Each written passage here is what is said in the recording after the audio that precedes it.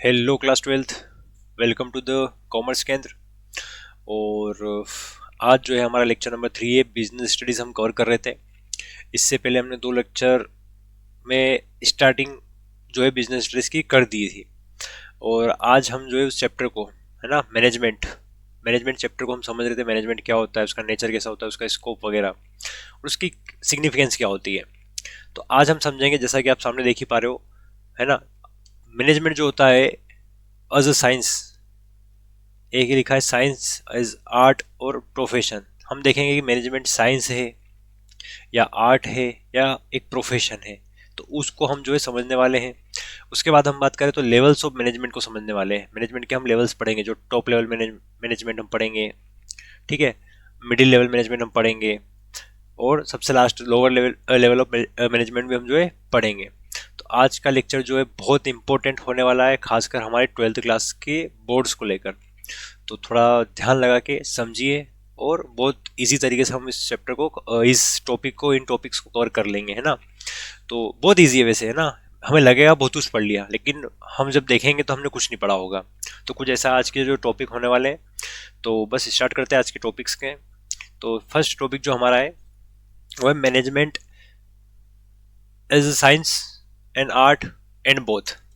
तो हमें ये समझना है कि जो मैनेजमेंट है बेटा, वो साइंस है या मैनेजमेंट जो है वो आर्ट है, या मैनेजमेंट जो है वो साइंस आर्ट और दोनों है।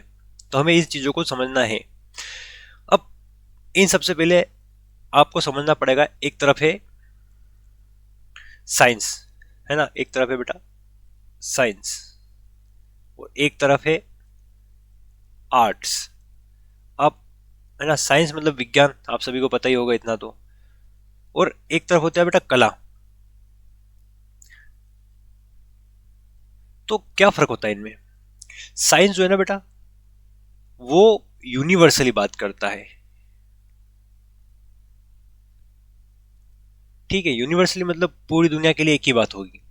ऐसा नहीं कि इंडिया में ग्रेविटी काम कर रही है और किसी और देश में ग्रेविटी काम ही नहीं कर रही है।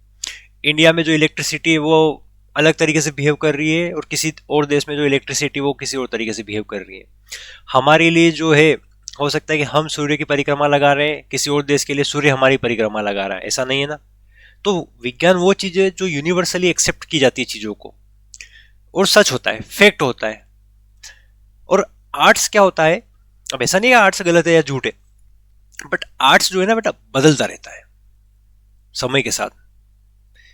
देखो कला, और तुमने नोटिस करी होगी कि आज से 50 साल पहले जो चीजें चलती थी आर्ट्स में, आज उनका एडवांसमेंट होकर बदली जा चुकी है।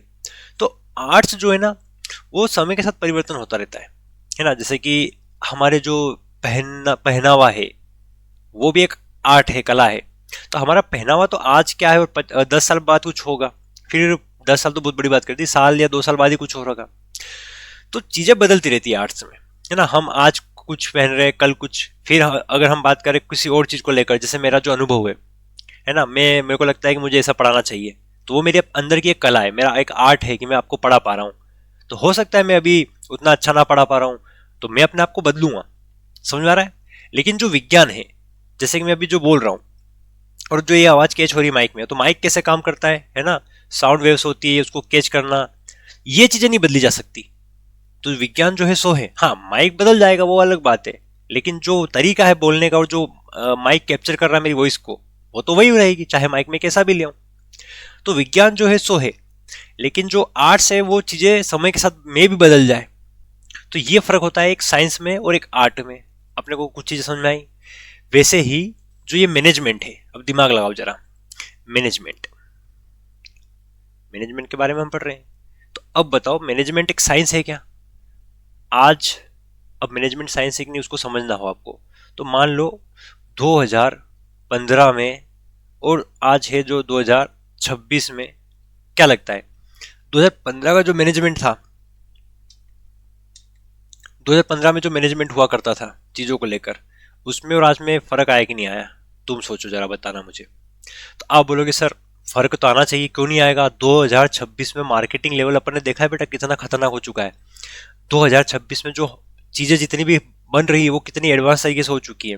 उनका बनाने का जो तरीका है वो बदल चुका है। इनकी क्वालिटी, क्वांटिटी, बनावट, मार्केटिंग, सब चीजें बदली जा चुकी है।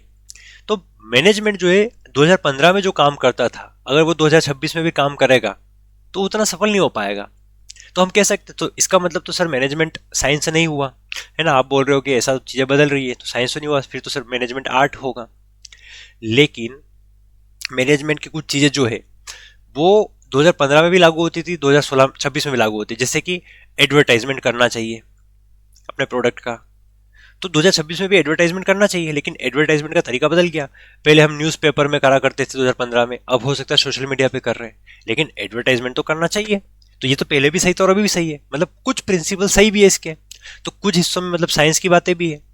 तो अब बच्चे बोल रहे सर मतलब आप बता दो कि मैनेजमेंट साइंस है क्या आर्ट है, तो मैं बोलूँगा बेटा कुछ मामलों में मैनेजमेंट साइंस भी है और कुछ मामलों में मैनेजमेंट आर्ट्स भी है। मतलब हम कह सकते हैं management behave both the streams like science and arts, है ना, दोनों तरीके से बिहेव करता है। तो हमें यही समझना था कि मैनेजमेंट साइंस भी है और मैनेजमेंट आर्ट भी है।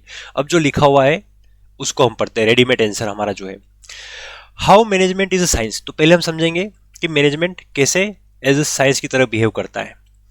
अब देखते हैं, management is considered a science because it contain systematic body of knowledge. जैसे साइंस साइंस हम जब पढ़ते हैं तो उसकी एक बॉडी ऑफ नॉलेज है ना, उसका एक तरीके से जो ज्ञान है, नॉलेज है, वो एक पूरा सिस्टम दे रखा है। वैसे भी मैनेजमेंट है, उसको भी आप पढ़ोगे, उसकी आगे जाकर हम हेनरी फेयोल्स के बारे में, टेलर के बारे में, इन सब के बारे में हम पढ़ेंगे। तो हम सॉरी फेयोल्स के बारे में ना, हेनरी बोल रहा हूँ मैं, फेयोल्स के बारे में, टेलर के बारे में हम पढ़ेंगे। तो उसमें भी तो कुछ चीजें दे रखी है कि साइंटिफिक मैनेजमेंट क्या होता है। तो हाँ भाई, सिस्टमिक बॉडी ऑफ नॉलेज जो होता है एक होना चाहिए साइंस में, ठीक है, पहली बात ये। साइंस होता है प्रिंसिपल्स डेवलप करता है, उसकी थ्योरी बताता है, and the date guide managerial actions, ठीक है, जो मैनेजरियल एक्शंस को बताता है। Like science it is based on study, observation, experiment. और विज्ञान जो होता है वो स्टडी पर आधारित होता है ना। किसी वैज्ञानिक ने उसके ऊपर शोध करा है, उसका फिर बहुत दिनों तक ऑब्जर्वेशन करा है कि एक बार पता चला कि एक बार ऐसा हुआ लेकिन दूसरी बार ऐसा हुआ ही नहीं, तो बहुत बार उसको ऑब्जर्व करना पड़ता है कि ऐसा हो पा रहा है कि नहीं हो पा रहा है। और उसमें बहुत सारे एक्सपेरिमेंट किए जाते हैं और तब जाकर साइंस में कोई थ्योरी बनती है, जब जाकर साइंस में कोई प्रिंसिपल बनता है। However management can not be called perfect science, इसलिए मैनेजमेंट को हम परफेक्ट साइंस नहीं कह सकते। ठीक है, मैनेजमेंट में भी देखो सिस्टमेटिक बॉडी ऑफ नॉलेज है, मैनेजमेंट के भी कुछ प्रिंसिपल्स है जो कि हम आगे जाके पढ़ने भी वाले हैं, इसकी भी कुछ थ्योरी है जैसे विज्ञान की होती है, एंड गाइड मैनेजरियल एक्शंस जो कि आगे मैनेजरियल बहुत सारे जो एक्टिविटीज उसमें हमें हेल्प करती है, लाइक साइंस, जैसे साइंस करती है। It is based on study, observation, experiment. और क्योंकि मैनेजमेंट में भी बहुत सारी स्टडियाँ हुई है, एक्सपेरिमेंट हुए और तब जाकर ये प्रिंसिपल बने हैं।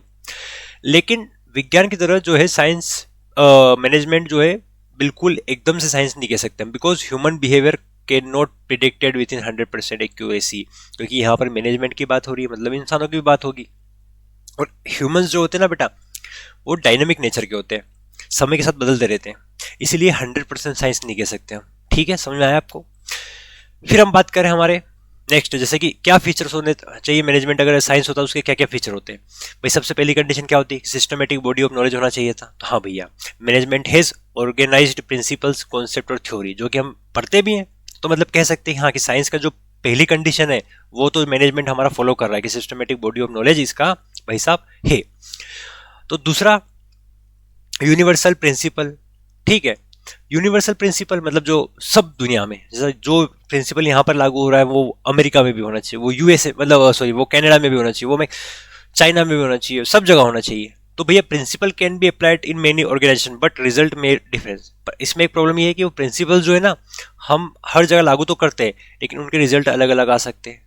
साइंस में ऐसा नहीं होगा, साइंस में ऐसा नहीं होगा, है ना। क्यों नहीं होगा, क्योंकि साइंस के जो ऐसा थोड़ी है कि भाई हमने यहाँ पर जो पेन फेंकी वो नीचे की ओर आई और कहीं और जाकर पेन फेंकी तो ऊपर की ओर चली गई, क्योंकि ग्रेविटी तो सब जगह काम कर रही है। लेकिन इसके प्रिंसिपल्स और इसकी जो थ्योरी है वो क्या है कि किसी ऑर्गेनाइजेशन में कैसे बिहेव करेगी और किसी ऑर्गेनाइजेशन में कैसे बिहेव करेगी। मैं बिजनेस खोल रहा हूँ अगर ग्रामीण क्षेत्र में, तो हो सकता है कि वहां पर ना चले, वही बिजनेस शहर में चल जाए। एक बिजनेस जो शहर में नहीं चल रहा है हो सकता है गाँव में चल जाए, इसलिए थोड़ी सी प्रॉब्लम हमें देखने को मिलती है। तो यूनिवर्सली प्रिंसिपल इसको हम नहीं कर सकते, कुछ मामले में यूनिवर्सल है लेकिन पूरा यूनिवर्सल नहीं है। ठीक है, फिर cause and effect relationship, cause and effect क्या होता है? देखो, कोज का मतलब किसी कारण से उसका इफेक्ट देखने को मिलता है। जैसे मैं आपको बताऊं एग्जांपल, मार्केट में एक पेन जो है पहले 10 रुपए की मिल रही थी, तो हम मार्केट से 5 पेन लेके आए, याद रखना बेटा।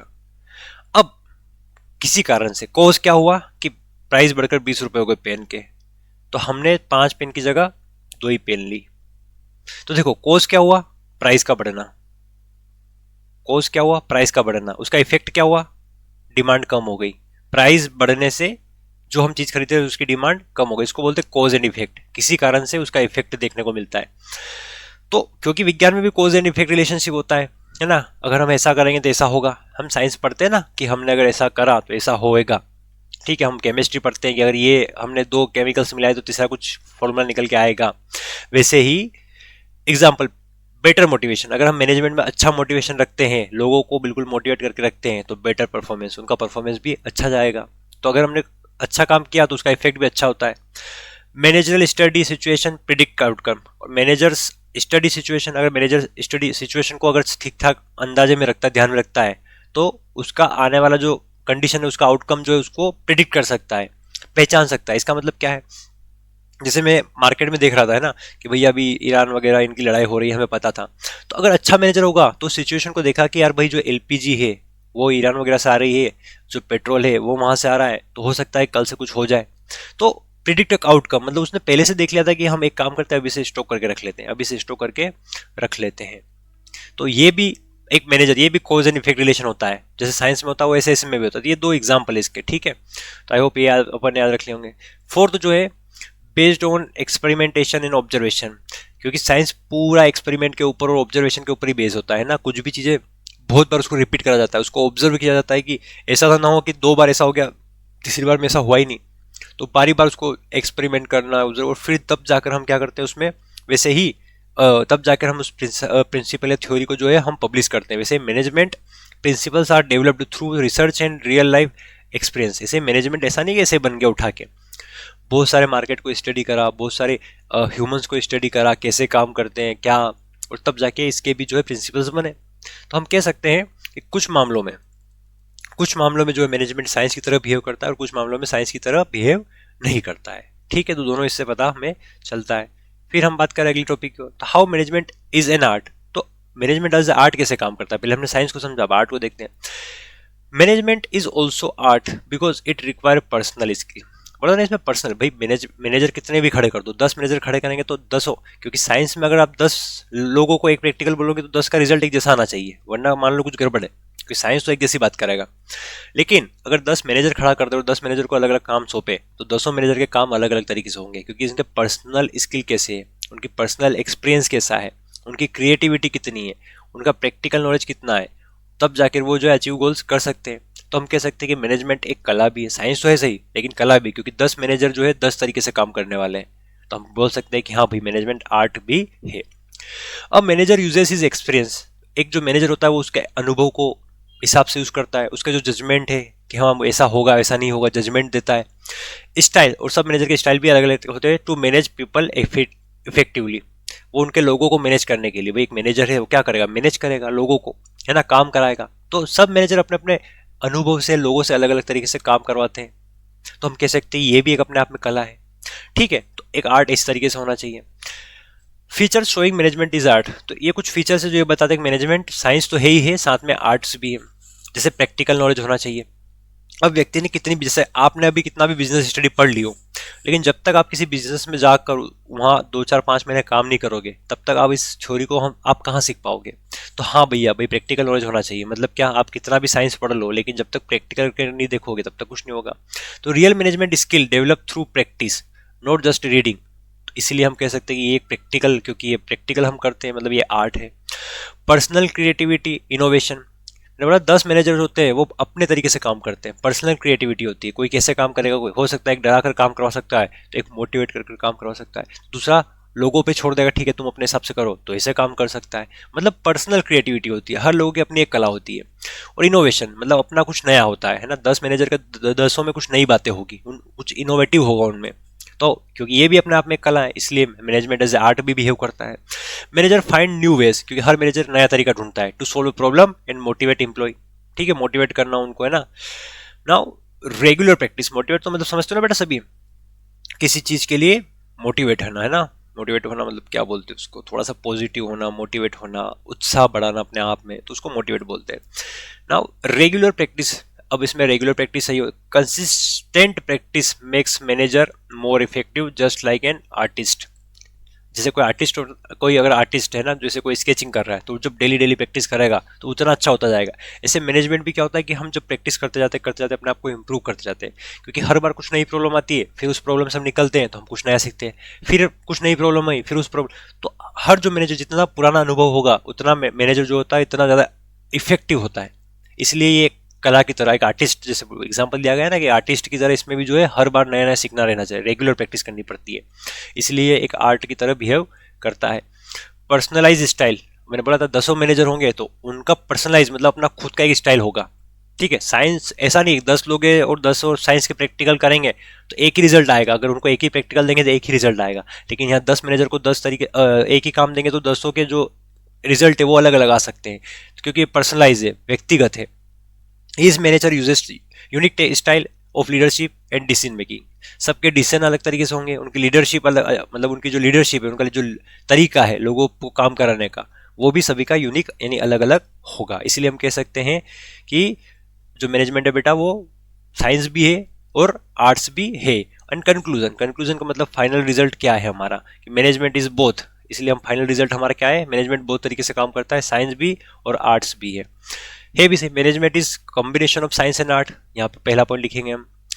It's principles provide scientific guideline, management के जो प्रिंसिपल्स, थ्योरिया है, सिद्धांत है, वो तो साइंटिफिक गाइडलाइन है, क्योंकि उनको तो बहुत रिसर्च करके बनाया गया है। वाइल देयर एप्लीकेशन, जबकि उनकी एप्लीकेशन की बात आती है, डिपेंड्स ऑन मैनेजर, तो हर मैनेजर पर अलग अलग तरीके से काम होगी, करेंगे, उनकी क्रिएटिविटी के हिसाब से, उनके एक्सपीरियंस के हिसाब से, उनकी स्किल के हिसाब से काम करेगी।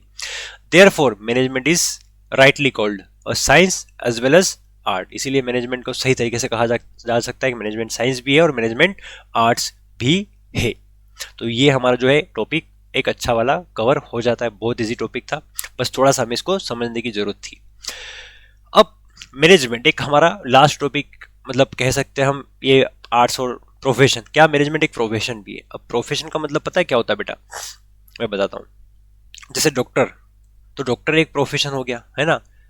दूसरा इंजीनियर, तो इंजीनियर एक प्रोफेशन हो गया। तीसरा टीचर, तो टीचर एक प्रोफेशन हो गया, टीचर का प्रोफेशन क्या है, पढ़ाना। इंजीनियर का प्रोफेशन, उनका काम क्या है, कुछ बनाना, कंस्ट्रक्शन करना, ठीक है, मैन्युफैक्चरिंग करना, इन्वेंशन करना। डॉक्टर का काम क्या है, इलाज करना। तो हम कह सकते हैं कि डॉक्टर एक प्रोफेशन हो गया, इंजीनियर एक प्रोफेशन हो गया, टीचर एक प्रोफेशन। तो क्या मैनेजमेंट भी एक प्रोफेशन है, क्या ये भी अपने आप में एक काम है, धंधा है। तो यही हमें समझना है। तो सोचो जरा, क्योंकि इस दुनिया में मैनेजर बनते तो हैं, इस दुनिया में मैनेजमेंट के लिए पढ़ाई होती तो है, तो हम कह सकते हैं प्रोफेशन तो कहाँ न कहाँ है, लेकिन उतना 100% प्रोफेशन अभी नहीं बन पाया है। क्योंकि जैसे एक डॉक्टर होता है, तो डॉक्टर के लिए सरकार ने बहुत सारे नियम बनाए हैं कि डॉक्टर जो होता है उसको डिग्री करनी पड़ेगी, 4 साल ये पढ़ना पड़ेगा, 4 साल के बाद उनको फिर पोस्ट ग्रेजुएशन करना पड़ेगा, उससे पहले उनको एग्जाम निकालनी पड़ेगी, फिर डॉक्टर का एक कोड ऑफ कंडक्ट होता है, कोड ऑफ कंडक्ट जैसे कि जो डॉक्टरों का वाइट कोड में रहेगा, ये ड्रग्स लिख सकता है वो, मतलब बहुत सारी एक स्पेशल प्रोफेशन है जिसमें बहुत सारे कोड ऑफ कंडक्ट है। कोड ऑफ कंडक्ट मतलब है ना, जैसे डॉक्टर जो होते हैं वाइट कोट पहनेंगे, एप्रिन जिसको बोलते हैं, ठीक है। वो मतलब वो और भी जो उनके नियम कानून लिखे होंगे कि ऐसे ऐसे डॉक्टर को कम से कम रखना पड़ेगा। इंजीनियर है तो इंजीनियर के लिए कुछ कोड ऑफ कंडक्ट है कि उसको इंजीनियर को ऐसा ऐसा रहना पड़ेगा। टीचर के लिए कोड ऑफ कंडक्ट है कि टीचर को एक ऐसा ऐसा। लेकिन मैनेजमेंट में अभी ऐसा कुछ है ही नहीं, ऐसी कोई बॉडी है नहीं जो बता दी हो कि मैनेजर को किसा होना चाहिए। ठीक है, पढ़ाई हो रही है, लेकिन 100% अपने आप में एक अलग प्रोफेशन नहीं है। तो हम कह सकते हैं कि मैनेजमेंट प्रोफेशन तो है, लेकिन 100% तरीके से नहीं है। मतलब अभी चल रहा है, बन रहा है, अभी प्रोसेस में है, अभी प्रोफेशन बना नहीं है। अगर आपको समझ में आ रहा होगा मैं क्या कहने की कोशिश कर रहा हूँ तो ठीक है। जैसे कि अभी आपने सुना होगा अपने एरिया में बड़ा होकर ये बनूंगा, मैं बड़ा होकर। मैनेजर बनना अभी उतना है ही नहीं ना डिमांडिंग। हाँ, आप आगे चलकर बन जाओगे अलग बात है, लेकिन अभी कहाँ आपने सुना होगा कि मैनेजमेंट में जा रहा हूँ मैं, वो एक प्रोफेशन अपनी लाइफ में एज अ प्रोफेशन आप क्या करोगे तो मैं मैनेजमेंट में जाऊंगा। अभी सुना है क्या? नहीं सुना है। आगे जाकर हम कर लेंगे अलग बातें। इसलिए हम बोल सकते हैं कि भाई 100% प्रोफेशन नहीं बना है मैनेजमेंट। और जो लिखा है उसको पढ़ लेते हैं। जैसे कि लिखा है a profession require specialise knowledge. कोई भी प्रोफेशन होता है उसमें स्पेशलाइज नॉलेज होना चाहिए। जैसे डॉक्टर बनेगा तो उसका स्पेशल नॉलेज होता है कि क्या क्या काम करना है। इंजीनियर बना, जैसे डॉक्टर है तो है ना, वो बायोलॉजी पढ़ेगा, ह्यूमन एनाटॉमी पढ़ेगा, ह्यूमंस के बारे में समझेगा, वैसे मेडिसिन ड्रग्स के बारे में समझेगा, स्पेशल नॉलेज है। इंजीनियर है तो कंस्ट्रक्शन के बारे में पढ़ेगा, फिजिक्स पढ़ेगा, थोड़ी केमिस्ट्री पढ़ेगा, और कैसे बिहेव करते हैं चीज़ें फिजिक्स वैसे। और टीचर है तो टीचर को जो जिस फील्ड का पढ़ना वो मतलब जो भी उस तो स्पेशल नॉलेज होता है वैसे। तो प्रोफेशन रिक्वायर स्पेशल, प्रोफेशन कोई भी होता है उसमें स्पेशल नॉलेज होना चाहिए। फॉर्मल ट्रेनिंग होनी चाहिए, डॉक्टर की ट्रेनिंग होती है, इंजीनियर की ट्रेनिंग होती है, टीचर की ट्रेनिंग होती है, तो फॉर्मल ट्रेनिंग होती है। और कोड ऑफ कंडक्ट होता है। कोड ऑफ कंडक्ट मतलब हर स्ट्रीम का अपना एक कोड ऑफ कंडक्ट होता है ना। जैसे कि जो वकील है, वकील का एक कोड ऑफ कंडक्ट क्या है कि वो है ना, वो कोट पहनते हैं ब्लैक, फिर व्हाइट एंड ब्लैक। तो सब डॉक्टर है तो डॉक्टर, जज है तो जज, सबके कोड ऑफ कंडक्ट होते हैं। एक बॉडी होती है जो उनको बताती है कि हमें ऐसा रहना चाहिए, ठीक है। लेकिन अभी मैनेजमेंट में तो कोई ऐसे बॉडी है ही नहीं जो ये बता दी। बॉडी मतलब एक ऐसा इंस्टीट्यूशन, ऐसी संस्था। हाँ, तो मैनेजमेंट के लिए भी ऐसी कोई संस्था नहीं है। एंड सर्टिफिकेशन होता है। अब जैसे आप डॉक्टर बने तो आपको सर्टिफिकेशन मिलेगा, आप जो भी बन रहे हो। लेकिन अभी मैनेजमेंट के तौर पर आपको सर्टिफिकेशन है ना, स्पेशल एक अलग से जो है ब्रांच, उसकी स्ट्रीम जो है अभी नहीं देखने को मिलती है हमें। तो अभी इतना इवॉल्व नहीं हुआ है मैनेजमेंट। उसके बाद हम बात करें, management shows many feature, management show many feature of profession. हाँ, ये बात तो सही है, मैनेजमेंट में बहुत सारे ऐसे फीचर है जो प्रोफेशन को दर्शाते हैं, बट नॉट ऑल, सब कुछ बहुत ज्यादा नहीं है। Therefore it is considered an emerging profession. इसीलिए हम कह सकते हैं कि ये इमर्जिंग प्रोफेशन है, मतलब प्रोफेशन की तरफ निकल रहा है, बढ़ रहा है, लेकिन अभी प्रोफेशन बना नहीं है, ठीक है। फीचर्स ऑफ प्रोफेशन, जैसे एक प्रोफेशन के क्या क्या फीचर्स होते हैं मैनेजर स्टेटस में। जैसे उनका स्पेशलाइज्ड नॉलेज होना चाहिए। हाँ भैया, ये तो प्रेजेंट है भाई, स्पेशल नॉलेज होना चाहिए, तो मैनेजमेंट का स्पेशल नॉलेज है। मैनेजमेंट नॉलेज इज थ्रू, जैसे बीबीए होता है, एमबीए होता है, तो इससे जो है मैनेजमेंट ही सीखते हैं ना। Bachelor in business administration, masters in bachelor administration, और बहुत सारे कोर्स है जो ये हमें मैनेजमेंट के बारे में सिखा रहे हैं। मतलब हाँ भाई, नॉलेज ऑफ बॉडी तो है ही है। फॉर्मल ट्रेनिंग पार्सली प्रेजेंट, हाँ कुछ मायनों में जो है फॉर्मल ट्रेनिंग मिल रही है, 100% नहीं है। लेकिन जैसे डॉक्टरों को, इंजीनियर को स्पेशल ट्रेनिंग मिलती है ना, ऐसे स्पेशल तो मैनेजमेंट को ट्रेनिंग नहीं मिलती, बट हाँ कोई कोई ऐसे कॉलेजेस है जो ट्रेनिंग करवा रहे हैं, इसलिए training is available, but sorry, training is available but not compulsory to become manager, है ना। जरूरी नहीं है कि आप मैनेजर के लिए आप ट्रेनिंग लोगे इसे। फिर प्रोफेशन एसोसिएशन, जैसे डॉक्टर का एक एसोसिएशन होता है, ठीक है, हर एक एसोसिएशन होता है। जैसे कि कॉमर्स में आपको पता होगा आईसीएआई, है ना, तो वो एक एसोसिएशन है। तो आईसीआईसीआई आपने पढ़ा होगा जिसके बारे में, नहीं आप आगे जाके पढ़ोगे जब सीए सीएस के बारे में पढ़ोगे आप, तो जैसे कॉमर्स है ना, कोड ऑफ कंडक्ट वगैरह सब बताता है। तो प्रेजेंट बट नॉट मैंडेटरी, है ना। प्रोफेशनल एसोसिएशन है तो सही, लेकिन जरूरी नहीं कि आप वो करोगे, वो आपको मंजूरी देगा तभी आप जो मैनेजर बनोगे, है ना। किसी कंपनी को लगा कि नहीं यार मेरा काम बहुत अच्छा है, तो वो कंपनी मेरे को मैनेजर बना सकती है। किसी को लगा कि यार ये बंदा इलाज कर सकता है, उसको अपन डॉक्टर नहीं मान सकते, क्योंकि डॉक्टर के लिए आपको डिग्री जरूरी है। मैनेजर बनने के लिए आज भी अपने इंडिया में या कहीं देश में ऐसी डिग्री नहीं चाहिए। कोई व्यक्ति को लगता है कि उसका नॉलेज बहुत अच्छा, उसका माइंड बहुत शार्प है, तो मैनेजर बन सकता है। समझ में आ रहा है क्या बोल रहा हूँ मैं आपको, ठीक है। फिर है ethical code of conduct, partially present, ये भी कुछ हद तक प्रेजेंट है। पार्शली मतलब कुछ हिस्से में, ज्यादातर नहीं। मैनेजर फॉलो इथिक्स, है ना, मैनेजर इथिक्स को फॉलो करते हैं, but no legal binding exist like medicine और लॉ। जैसे कोड ऑफ कंडक्ट क्या होता है, जैसे एक डॉक्टर है तो उसका कोड ऑफ कंडक्ट क्या है कि अगर मान लो डॉक्टर अलग अलग होते हैं, जैसे एक आयुर्वेद डॉक्टर होता है, ठीक है, आयुर्वेद डॉक्टर होता है, एक जो होता है होम्योपैथ होता है, एक जो होता है एलोपैथिक होता है, एलोपैथी होता है। तो सब कोड ऑफ कंडक्ट है। आयुर्वेदिक जो है जड़ी बूटिया से बनी हुई दवाई दे सकता है, होम्योपैथी जो साबुदाने वाली जो मीठी मीठी सी दवाई आती है वो दे सकता है, एलोपैथी मतलब जिसको हम अंग्रेजी दवाई बोलते, तो सबके कोड ऑफ कंडक्ट है, जिसका काम है वही कर सकता है। लेकिन हमारे यहाँ ऐसा कुछ है ही नहीं, हमारे यहाँ ऐसा कुछ नहीं है। मैनेजमेंट में हम हमारे हिसाब से अगर चाहे तो मैनेजर बन सकते हैं, हम चाहे तो नहीं बन सकते, ऐसा कुछ भी नहीं है। नाउ लास्ट है सर्विस मोटिव। सर्विस मोटिव तो प्रेजेंट है, क्योंकि manager aim to benefit organisation and society. हाँ भाई, हम भी सर्विस, जैसे डॉक्टर अपनी सर्विस दे रहा है, इंजीनियर अपनी सर्विस दे रहा है, वैसे मैनेजर भी तो समाज के लिए, सोसाइटी के लिए, ऑर्गेनाइजेशन के लिए, संस्था के लिए ही तो अपना काम कर रहा है। तो हाँ, ये जो सर्विस मोटिव जो होता है वो प्रेजेंट है मैनेजमेंट में। तो हम कह सकते हैं, क्या कह सकते हैं, देखो कंक्लूजन हम देखते हैं। कंक्लूजन का मतलब फाइनल रिजल्ट क्या है, management has many profession features but lacks compulsory. हाँ भैया, प्रोफेशन के बहुत सारे फीचर्स तो है इसमें, लेकिन लेक करता है कुछ मामलों में, जो है जैसे कुछ कंपलसरी क्वालिफिकेशन है, strict profession rules, strict profession rule जैसे डॉक्टर इंजीनियर के लिए होते हैं, ऐसे हमारे मैनेजमेंट में नहीं है, ऐसे कुछ स्पेशल क्वालिफिकेशंस नहीं है। Thus it is emerging profession, हम कह सकते हैं कि एक आने वाले समय में प्रोफेशन की तरफ बढ़ रहा है। Not complete profession, but complete profession नहीं है। आया समझ में? तो अभी तक हमने तीन चीजों को कवर कर दिया है। क्या मैनेजमेंट साइंस है, क्या मैनेजमेंट आर्ट्स है, तो हमने बोला था कि नहीं, साइंस एंड आर्ट दोनों है। फिर हमने बोला था क्या मैनेजमेंट जो है प्रोफेशन है, तो हमने बोला कि हाँ भैया प्रोफेशन का कुछ हिस्सा मौजूद है, लेकिन 100% जो है प्रोफेशन नहीं है, इमर्जिंग प्रोफेशन। इमर्जिंग मतलब हाँ बढ़ रहा है प्रोफेशन की तरफ, है ना। इमर्ज मतलब उगना, एक तरीके से इमर्ज होना, लेकिन पूरी तरीके से प्रोफेशन अभी बना नहीं है। और अब हमारा एक इंपॉर्टेंट टॉपिक बन जाता है 12th बोर्ड्स के लिए, बेटा बहुत इंपॉर्टेंट है, आप लिख लेना इधर, IMP इंपॉर्टेंट टॉपिक है। लेवल्स ऑफ मैनेजमेंट को हम पढ़ने वाले हैं। तो management is divided into 3 major levels. Management जो होता है वो 3 मेजर लेवल्स में डिवाइड होता है। एक होता है बेटा टॉप मैनेजमेंट, फिर होता है मिडिल, और लास्ट में होता है lower level management. 3 level of management हम पढ़ने वाले, टॉप, मिडिल और लोअर। तो हम ईच लेवल हैज डिफरेंट है, और यहाँ पर लिखा है each level has different responsibility. सबकी जिम्मेदारी अलग अलग होती है, सबकी ऑथोरिटी, सबकी पावर अलग अलग होते हैं, और सबके कार्य भी अलग अलग होते हैं। हम उसी चीज़ को पढ़ने वाले हैं कि भाई टॉप लेवल मैनेजमेंट क्या होता है, उसको समझेंगे, कौन लोग आते हैं टॉप मैनेजमेंट में और इनके फंक्शन क्या होते हैं। 3 चीज़ें हमको याद होनी चाहिए, याद रखना। टॉप लेवल मैनेजमेंट का मीनिंग, टॉप लेवल मैनेजमेंट में कौन कौन लोग आते हैं और क्या उनके फंक्शन कार्य होते हैं। वैसे ही मिडिल के मीनिंग, कौन कौन लोग आते हैं, क्या फंक्शन होते हैं। वैसे ही लोअर मैनेजमेंट का मीनिंग, कौन कौन लोग उसमें आते हैं और क्या फंक्शन उनके, क्या उनके कार्य होते हैं। Start with our first level which is top level management. Meaning क्या है? Top management is highest level of management. नाम ही क्लियर है, टॉप लेवल पर है, तो वो हाईएस्ट लेवल ऑफ मैनेजमेंट कह सकते हैं। इसमें जो ओनर्स होते हैं, जो डायरेक्टर होते हैं, जो शेयर होल्डर्स होते हैं, एक तरीके से मालिकाना हक रखने वाले, जिसका मालिकाना हक होता है कंपनी में ना, वो टॉप लेवल मैनेजमेंट आते हैं। जो रूल्स बना सकते हैं, जो पॉलिसी बना सकते हैं, तो उसको ही हम टॉप मैनेजमेंट कहते हैं।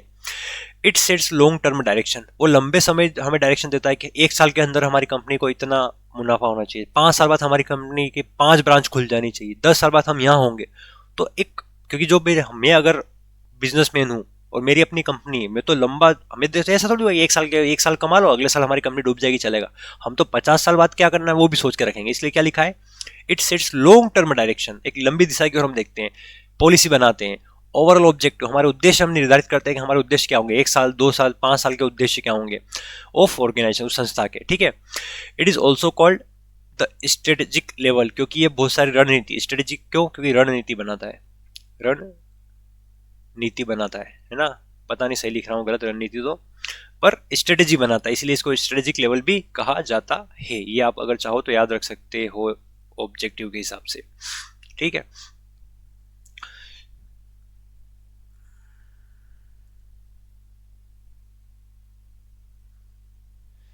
नाउ हमारा जो अगला है, मेंबर्स ऑफ टॉप मैनेजमेंट। कौन कौन मेंबर होते हैं टॉप मैनेजमेंट में, वो देखते हैं हम। देखो, एक तो बोर्ड ऑफ डायरेक्टर, जो डायरेक्टर्स होते हैं, chairperson, managing director, chief executive officer, general manager, head of manager department. तो ये कुछ जो लोग होते हैं बेटा, इसी को जो है हम टॉप लेवल मैनेजमेंट में माने जाते हैं। बोर्ड ऑफ डायरेक्टर हो गया, चेयरपर्सन हो गया, मैनेजिंग डायरेक्टर हो गया, चीफ एग्जीक्यूटिव ऑफिसर हो गया, जनरल मैनेजर हो गया, हेड हो गया किसी डिपार्टमेंट का। तो ये टॉप मैनेजमेंट में आते हैं, जो बाकी को आदेश देते हैं कि आपको ये काम करना पड़ेगा, ये हम पॉलिसी बना रहे हैं, इस पॉलिसी के हिसाब से आपको चलना पड़ेगा। तो जो पॉलिसी बनाने का, रूल्स बनाने का काम करते हैं, उसी को हम टॉप मैनेजमेंट कहते हैं। फिर अच्छा, ये सब आप डरना मत, इनका मतलब क्या होता है? ये सब अपनी अपनी एक तरीके से उनका चार्ज होता है। जैसे कि बोर्ड ऑफ डायरेक्टर हो गया, चेयरपर्सन हो गया, अब ये तो मेन जो है वो क्या है, एक तरीके से मालिकाना हक रखने वाले हैं। चेयरपर्सन कोई मालिक है उसका वो। मैनेजिंग डायरेक्टर मतलब क्या कि सब, बहुत सारे मैनेजर का भी डायरेक्टर है ना। मान लो 5, जैसे कि एक फाइनेंशियल मैनेजमेंट है, एक एडवर्टाइजमेंट मैनेजमेंट है, एक प्रोडक्शन मैनेजमेंट है, तो उन सबका मैनेजर तो बोला जाएगा मैनेजिंग डायरेक्टर हो गया। चीफ एग्जीक्यूटिव ऑफिसर, एक ऐसा ऑफिसर जो बाकी चीजों को लागू करवाता है, एग्जीक्यूट करवाता है ना, लागू करवाना, उसको चीफ एग्जीक्यूटिव ऑफिसर, सीईओ बोलते हैं कंपनी का, सब चीजों को लागू करवाना, काम को। जनरल मैनेजर हो गया, जनरल मैनेजर मतलब बाकी बहुत सारे कामों को देखरेख करने वाला, जनरल, ठीक है, स्पेसिफिक नहीं, general. Head of major department, बहुत सारे डिपार्टमेंट है, उसका कोई हेड व्यक्ति हो गया। एक ही जगह पर ये सारे लोग नहीं हो सकते, ठीक है। कहीं पर ये बोर्ड ऑफ डायरेक्टर होगा, तो कहीं पर चेयरपर्सन होगा, तो कहीं पर सीईओ होगा, तो सब लोग अलग अलग होंगे। इसलिए टेंशन मतलब सर सब एक जगह आ गए और सब टॉप मैनेजमेंट कैसे हो सके। एक से ज्यादा मैनेजमेंट हो, एक से ज्यादा लोग हो सकते हैं, लेकिन सारे के सारे एक जगह होंगे जरूरी नहीं है, और हो भी सकते हैं। नाउ हम बात करें फंक्शन क्या होते हैं टॉप मैनेजमेंट के, उसको समझते हैं। क्या फंक्शन होते हैं टॉप मैनेजमेंट के? पहला फंक्शन सेटिंग विजन, है ना। आगे आने वाले समय में हमें क्या काम करना है, विजन, है ना। हमें विजन देते हैं कि भाई हाँ, आने वाले 5 साल के अंदर अंदर हमें ये काम करने हैं। मिशन बताते हैं हमें, लॉन्ग टर्म गोल्स, है ना, लंबे समय के लिए हमें क्या क्या चीजें, हमारी उद्देश्य क्या रहने वाले वो हमें बताते हैं। डिटरमाइंस ओवरऑल फ्यूचर डायरेक्शन, मतलब सम आगे फ्यूचर डायरेक्शन मतलब क्या, आने वाले समय में हमें क्या क्या चीजें करनी है, वो सब दिशा निर्देश टॉप मैनेजमेंट करता है। तो पहला ये जो है फंक्शन इसका हुआ। दूसरा फॉर्मुलेटिंग मेजर पॉलिसीज, जो बड़ी बड़ी पॉलिसियां होती है, जो रूल्स होते हैं, उनको बनाने का काम भी इन्हीं का होता है। Decision regarding production, investment, expansion, है ना, किस चीज का उत्पादन होना चाहिए, क्या उत्पादन होना चाहिए, कितना उत्पादन होना चाहिए। इन्वेस्टमेंट के बारे में, भाई कितना पैसा आया, कितना गया, कहाँ से लाना है, क्या लाना है वगैरह। एक्सपेंशन, हमें हमारी कंपनी की ग्रोथ करनी है, कहाँ कहाँ पर हमारी कंपनी खोलनी है, उसके बारे में बात करते हैं। तो ये जितनी भी बड़े बड़े निर्णय लेने होते हैं ना, ये यही काम करते हैं, टॉप मैनेजमेंट का ही काम होता है। फिर हम बात करें ओवरऑल प्लानिंग और ऑर्गेनाइजिंग। ओवरऑल जो मेन प्लानिंग होती है वो इन्हीं के हाथ में होती है, और उस चीज़ों को ऑर्गेनाइज करना, है ना, कौन लोग क्या काम करने वाले हैं, वो बड़े बड़े निर्णय भी यही लोग लेते हैं। Organisational structure, allocate of resource, है ना, ये जो डिजाइन करते हैं। ऑर्गेनाइजेशन स्ट्रक्चर मतलब वो एक ऑर्गेनाइजेशन को कैसे काम करना है वो, और कितने रिसोर्स किस डिपार्टमेंट को देने हैं वो। रिसोर्स मतलब कितना पैसा, कौन सी मशीनें लानी है, क्या करना है, ये सब जो काम डिजाइन होता है ये भी टॉप मैनेजमेंट ही करता है। तो ये आपको ध्यान रखना पड़ेगा, ये इन्हीं के काम होते हैं। उसके बाद ये इनके कोऑर्डिनेटिंग ऑल डिपार्टमेंट, सब लोग आपस में साथ मिलकर काम करें, जितने भी डिपार्टमेंट है ना। एक बिजनेस में बहुत सारे डिपार्टमेंट हो सकते हैं, जैसे प्रोडक्शन डिपार्टमेंट हो गया, फाइनेंशियल डिपार्टमेंट हो गया, एडवर्टाइजमेंट डिपार्टमेंट हो गया, क्वालिटी चेक डिपार्टमेंट हो गया। तो सभी साथ मिलकर काम करें, इन सबको साथ मिलाना, कोऑर्डिनेट कर कर काम कराना, वो भी जो है टॉप मैनेजमेंट ही करता है। इंश्योर स्मूथ फंक्शनिंग, अच्छे से काम कर सके, मार्केटिंग, फाइनेंस, ऑपरेशन, ये सारे काम मिलकर आपस में हो सके। तो ये काम भी टॉप मैनेजमेंट का ही होता है। उसके बाद हम बात करें तो मेंटेनिंग एक्सटर्नल रिलेशन, है ना। एक कंपनी के अंदर एक्सटर्नल है ना, इंटरनल एक्सटर्नल, बाहर के जो रिलेशंस होते हैं। जैसे कि भाई मैं अगर पूरे कंपनी का डायरेक्टर हूँ, तो मेरी सरकारी अधिकारियों से मेरी बातचीत होगी, जो इन्वेस्टर्स हैं जिसने मेरी कंपनी में पैसे लगाए उनसे, सोसाइटी को लेकर कुछ प्रॉब्लम हो रही है तो उसकी जिम्मेदारी मेरी होगी। कोई कॉम्पिटिटर मार्केट में चल रहा है तो उनसे भी बोलचाल तो रखनी पड़ेगी ना, शाम दाम दंड भेद सब वापरना पड़ता है बेटा बिजनेस डिपार्टमेंट में। तो मेरे ही कंपनी का जो मेरा कॉम्पिटिटर है उससे भी मुझे अच्छी बोलचाल रखनी पड़ेगी, कल तो क्या हो जाए मुझे नहीं पता, हो सकता है उसी की हेल्प लग जाए। तो वो जो रिलेशन होते हैं वो भी अंदर का जो कोई लेबर या वर्कर थोड़ी संभालेगा, वो तो जो मेन डायरेक्टर है, टॉप लेवल मैनेजमेंट है, वही संभालेंगे। तो ये काम भी इनके होते हैं। और सिक्स्थ हमारा है इंश्योरिंग ऑर्गेनाइजेशनल सर्वाइवल ग्रोथ, और इस बात पे ध्यान रखते हैं कि हमारा ऑर्गेनाइजेशन लंबे समय तक सर्वाइव करे, चलता रहे और ग्रोथ करता रहे, जिंदा, सर्वाइवल मतलब जिंदा रहे मार्केट में और ग्रोथ करता रहे। तो ये कुछ फंक्शन होते हैं जिसमें आपको इंपॉर्टेंट जो लगे, है ना, कम से कम 4 या 5 आपको कवर कर लेने हैं।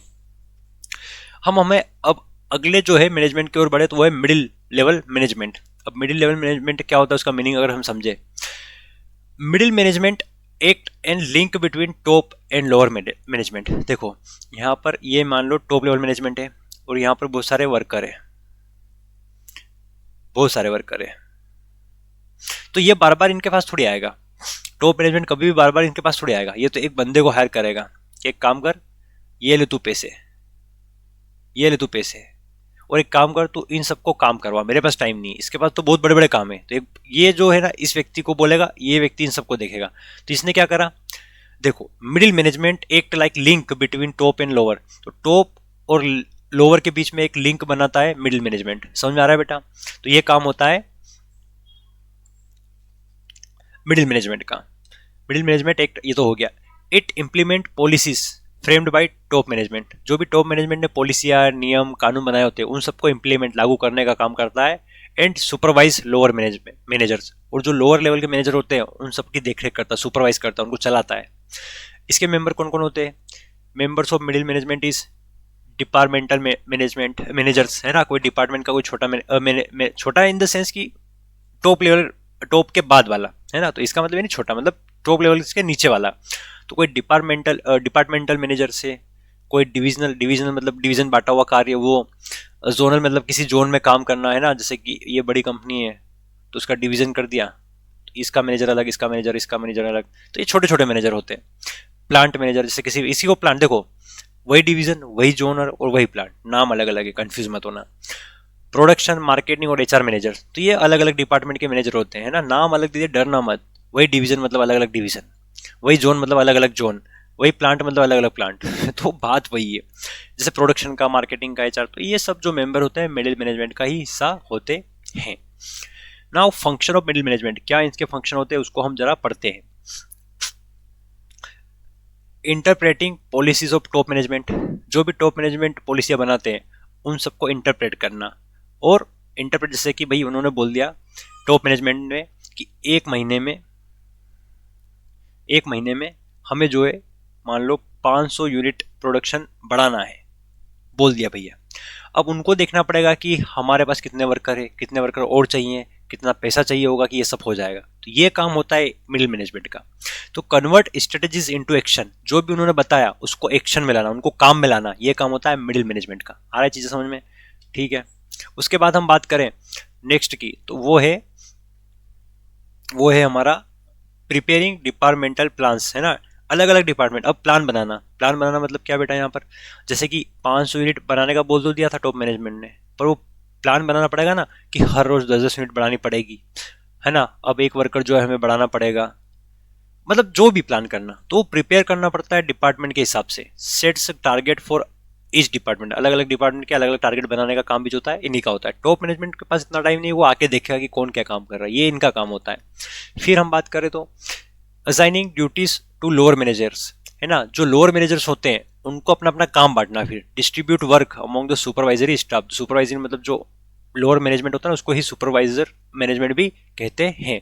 तो जो सुपरवाइजरी मैनेजमेंट होते हैं, लोअर मैनेजमेंट होता है, उनको अपना काम बताना भी जो है इसी का, डिस्ट्रीब्यूट करना, काम बांटना, ये भी मिडिल मैनेजमेंट का ही काम होता है। Motivating and training employ, motivate करना, उनको ट्रेन करना, ये भी इसी का काम होता है। इम्प्रूव परफॉर्मेंस, जिससे क्या परफॉर्मेंस बढ़ती है और इफिशियंसी बढ़ती है। कोऑर्डिनेटिंग बिटवीन डिपार्टमेंट्स, है ना, अलग अलग डिपार्टमेंट के बीच में कोऑर्डिनेट करना, मिलजुल कर काम करवाना, ये भी जो है ना हार्मोनी, भाईचारे से काम करवाना, ये भी इन्हीं का काम होता है। रिपोर्टिंग टू टॉप मैनेजमेंट, और टाइम टाइम पर टॉप मैनेजमेंट को रिपोर्ट करते रहना कि क्या चल रहा है, कैसा चल रहा है ना, वो सब काम भी इन्हीं का होता है। क्या रिजल्ट रहा, क्या इशू निकल के आया, ये सब इसी का काम होता है, ये कवर कर लेना। नाउ लास्ट हमारा है आज का टॉपिक जो है लोअर मैनेजमेंट क्या होता है, जिसको हम सुपरवाइजरी लेवल मैनेजमेंट भी कहते हैं। सबसे बड़ी बात, इसका मीनिंग क्या है? इसका मीनिंग जो हम बात करें, lower management supervisors day to day operation, जो डेली डेली के काम होते हैं ये लोअर लेवल मैनेजमेंट काम करता है ना। इनको बताया जाता है कि आज आपको ये टारगेट पूरा करना है, कल। अब डे टू डे का मतलब ये नहीं कि हाँ आज का आज, मतलब डे टू डे मतलब एक रफ एंड टफ आइडिया, जैसे कि 4 से 5 दिन के अंदर आपको ये काम करना है। तो ये